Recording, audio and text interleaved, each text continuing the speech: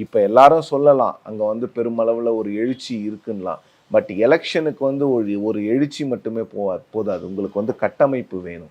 நீங்கள் தாவேக்கால யார்கிட்ட போய் பேசணும், என்ன பேசணும், அவங்களோட கொள்கை என்ன எதுவுமே தெரியாமல் காங்கிரஸ் வந்து கூட்டணி வச்சுக்குமாங்கிறதே முதல்ல பார்க்கணும்.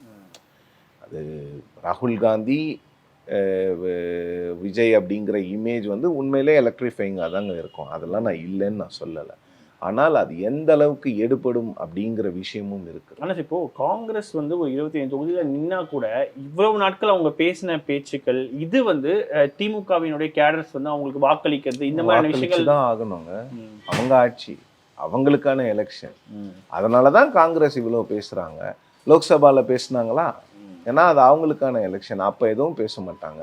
அசம்பிளி எலெக்ஷனில் மட்டும் சூஸ் பண்ணி ஏன் பேசுகிறாங்கன்னா, இது ஸ்டாலின் அவர்களுக்கான எலெக்ஷன். இது வந்து ஒரு அசம்பிளி எலெக்ஷன்.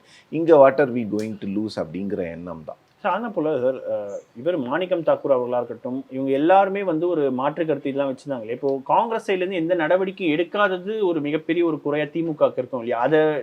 அதை விட்டுட்டு அவங்க இந்த ஷீட் ஷேரிங் வந்து காங்கிரஸ் ஒத்துக்கிட்டா போதும் அப்படின்னு அவங்க நினைக்கிறாங்களா? இல்லை, அதெல்லாம் அப்படி பார்த்தா திமுகவிலையும் நிறைய பேர் பேசியிருக்கிறாங்க. காங்கிரஸ் திருப்பி திமுகவில் ஆக்ஷன் எடுக்கணும்னு கேட்டாங்கன்னா அதெல்லாம் பண்ண முடியாதுங்க. அதெல்லாம் கட்சியில் ஓகே. இப்போ என்னன்னா எலெக்ஷன் வரப்போகுது.